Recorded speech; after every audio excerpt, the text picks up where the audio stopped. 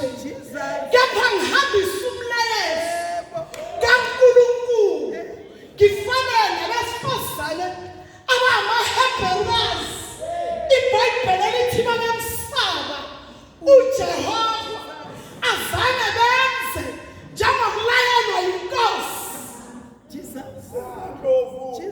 Ngiyacabanga ukuthi iBrand lalapho yayikhona ukuthi yena mayabeletha wesilisa msuse ngizokunika ukuthi nokuthi okanye ngizokwenzela ukuthi nokuthi wayengeke umuntu wesifazane gogo enze umsebenzi omkali kangaka angatholi lutho.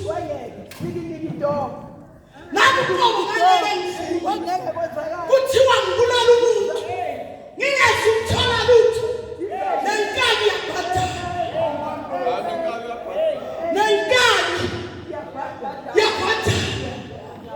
Ayilindi umuntu kuphela egaraji, ayilindi umuntu kuphela egeyidini yesibhamu, ilindi umuntu ifumbathisiwe.